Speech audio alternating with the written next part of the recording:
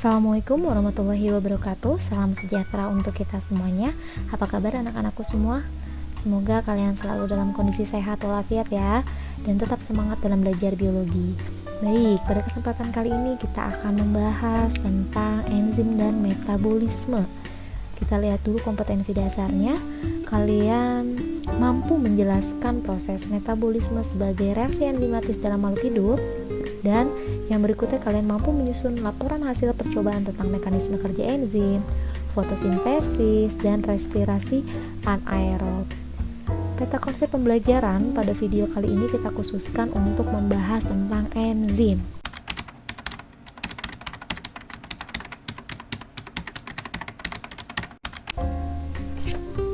Seperti yang telah kita ketahui bersama, bahwa semua organisme pastinya memerlukan energi untuk melakukan aktivitas kehidupannya.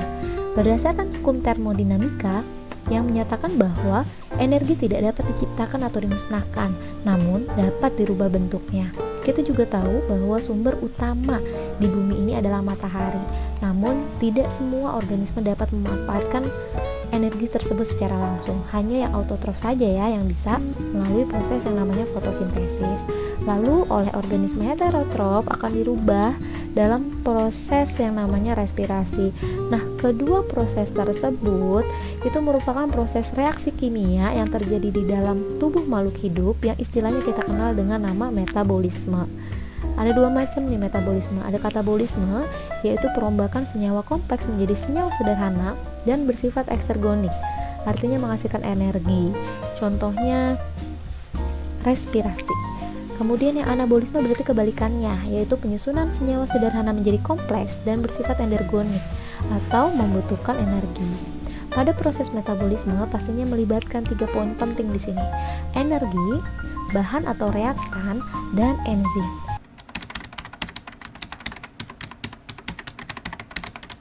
Kita akan bahas yang pertama adalah energi. Transformasi energi pada metabolisme yaitu dalam bentuk ATP, kepanjangannya adenosin trifosfat. Kita lihat strukturnya. Jadi ATP ini dihasilkan oleh makhluk hidup ya sebagai energi sel, dan strukturnya terdiri dari gula pentosa yang terdiri dari 5 gugus gula, kemudian ada basa nitrogen yang jenisnya adalah adenin, dan ada 3 ikatan fosfat. Nah, di ikatan fosfat inilah nanti akan bernilai energi tinggi. Jadi jika ATP ini melepaskan satu fosfat dan strukturnya menjadi ADP, adenosin difosfat, dan melepaskan lagi satu fosfat menjadi AMP, adenosin monofosfat, sehingga setiap pelepasan gugus fosfat akan membebaskan energi sebesar 7,3 kalori per mol ATP. Gitu. Kemudian ATP juga dibutuhkan dalam proses biosintesis, baik pembentukan protein, lemak, kemudian karbohidrat yang nantinya akan digunakan oleh sel, oleh jaringan, oleh organisme.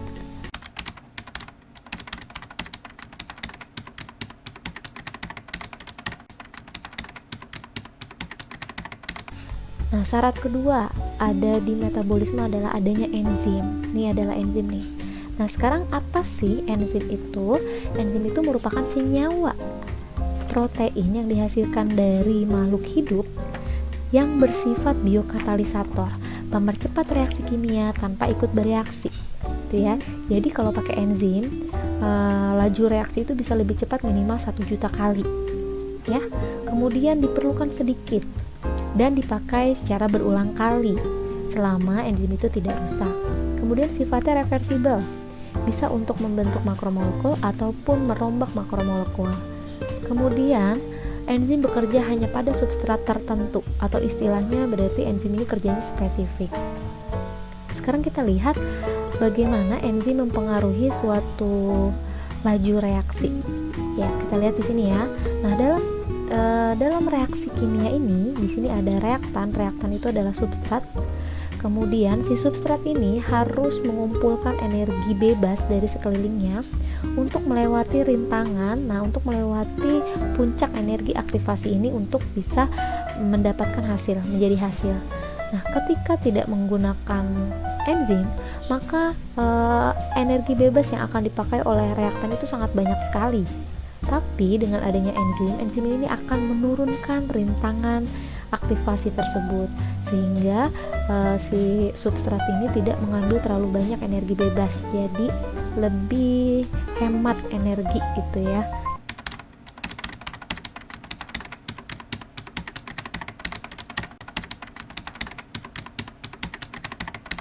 Kemudian kita lihat di sini ada struktur enzim, di mana protein itu bisa sederhana, tunggal, ataupun protein itu bisa bergabung dengan struktur yang bukan protein.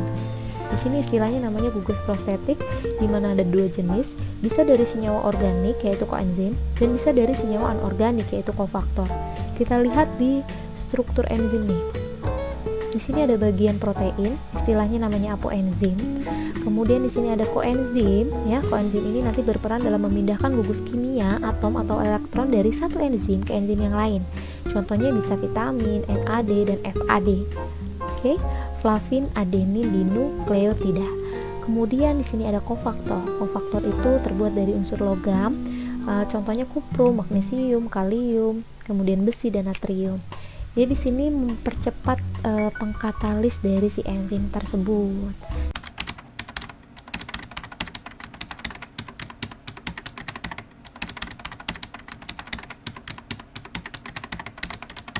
Ini saya kasih contoh untuk sekarang bagaimana mekanisme enzim bekerja ya.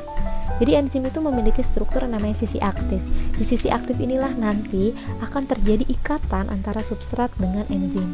Ketika sudah terjadi ikatan, maka produk itu nanti akan bisa dihasilkan. Nah, berdasarkan teorinya ada dua macam teori. Yang pertama adalah model lock and key, di mana bentuk sisi aktif ini pasti nanti akan spesifik dengan bentuk si substrat. Jadi akan sama, sehingga ketika mereka berikatan dan pastinya nanti si produk akan dihasilkan. Kemudian yang berikutnya ada teori model induced fit.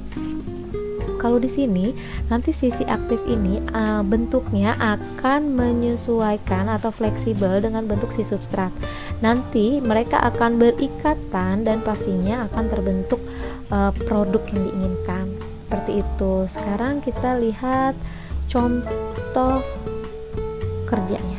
Nah, ini ada contoh enzim yang namanya enzim sukrase. Jadi belakangnya biasanya nama enzim tuh ase gitu ya, sukrase gitu, lipase dan lain-lain. Nah, di sini ada sisi aktif. Ketika ada substratnya ini adalah sukrosa, kemudian mereka berikatan ya, ditambah air, berarti cara kerja sukrase ini adalah hidrolisis, butuh air. Maka akan terjadi ikatan dan akhirnya produknya terbentuk. Di sini produknya adalah glukosa dan fruktosa. Bisa sebaliknya karena kerja enzim kan reversibel.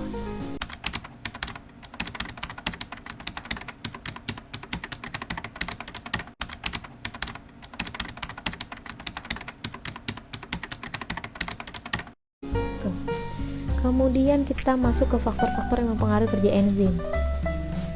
Karena enzim ini adalah protein, tentunya sifatnya juga mirip protein ya, dimana ketika suhunya tinggi gitu ya, sebenarnya makin tinggi suhu berarti laju kecepatan reaksinya makin cepat karena kan banyak yang bertumbukan. Tapi ketika melebihi 55 derajat Celcius, maka enzim ini akan rusak atau terdenaturasi.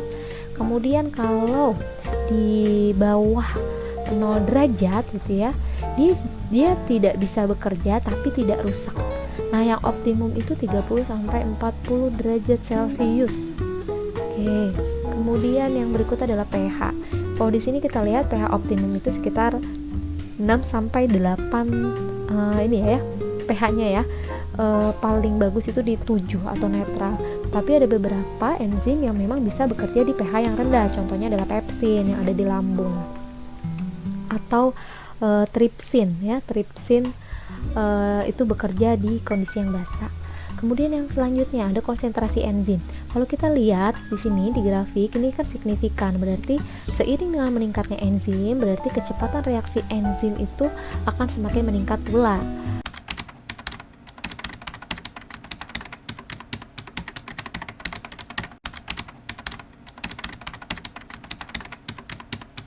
Kemudian yang berikutnya dipengaruhi oleh inhibitor. Inhibitor ini adalah zat yang menghambat kerja dari si enzim, ya, penghambat kerja enzim. Di sini ada dua jenisnya.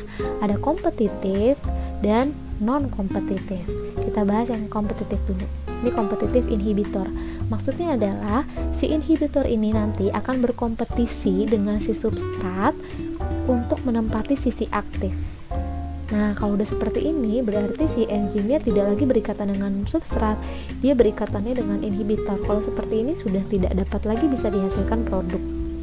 Kemudian yang non kompetitif, jadi si inhibitor ini tidak akan melekat pada sisi aktif, tapi dia melekat pada sisi allosterik.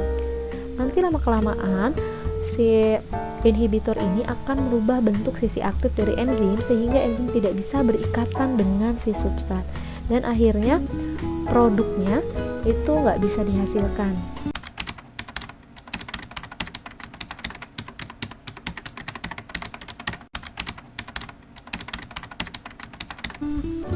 Contohnya apa ya?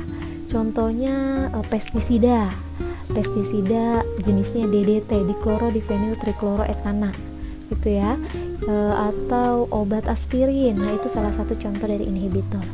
Kemudian hasil akhir tuh maksudnya gini, hasil akhir tuh produk.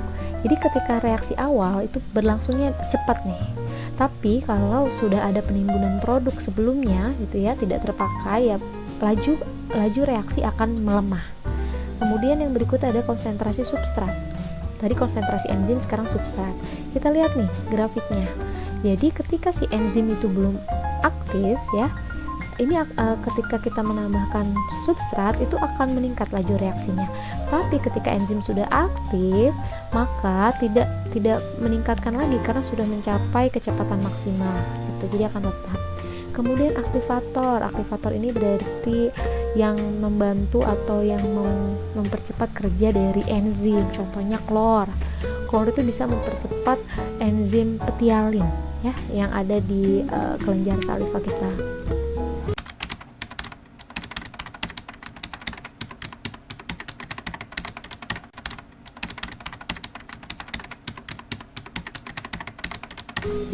Selanjutnya tata nama enzim dan klasifikasinya. Tadi sudah dijelaskan ya, biasanya yang belakangnya ase-ase. Oke, karena tergantung substratnya kan, spesifik berarti substratnya misalnya maltosa gitu ya, enzimnya namanya maltase seperti itu. Oke, nanti ini ada ralat ini ya. Ini bukan enzim maltase, enzim lipase, glukosa, bukan nih, ralat nih. Kemudian penggolongan enzim itu berdasarkan cara kerja enzim tersebut. Oke, cara kerja enzim tersebut. Ada yang kerjanya melibatkan oksidasi dan reduktasi. Jadi belakangnya nanti ada namanya oksidoreduktase seperti itu. Ini contohnya glukosa oksidase. Berarti dia dalam proses reaksinya oksigen bertindak sebagai penangkapnya ya, akseptornya. Transferase berarti enzim ini nanti memindahkan dari satu gugus senyawa ke senyawa yang lain. Kemudian ada lagi hidrolase. Hidrolase itu berarti enzimnya dengan penambahan air gitu ya untuk mengubah suatu substrat. Ada liase. Liase itu berarti enzim ini berperan dalam pemisahan suatu gugus dari substrat atau sebaliknya. Ada isomerase, berarti enzim yang bekerja pada reaksi perubahan intramolekuler. Jadi cuma perubahan struktur saja. Kemudian yang terakhir ada ligase. Ligase ini berarti enzim ini bekerja untuk menggabungkan dua molekul seperti itu. Nah, kemudian kalau dilihat dari hasilnya gitu ya, koenzim itu bisa dibagi menjadi dua. Ada yang intraseluler itu, ada yang ekstraseluler. Jadi kalau intraseluler itu enzim yang bekerja di dalam sel, contohnya katalase. Kalau ekstraseluler berarti enzim yang bekerja di luar sel, contohnya adalah enzim-enzim pencernaan yang disekresikan oleh organ pencernaan.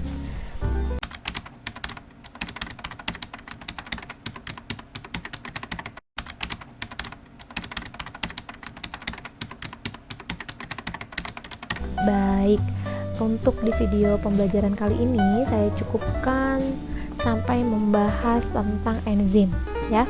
Jadi selanjutnya nanti kita akan membahas tentang metabolisme di video pembelajaran yang lain.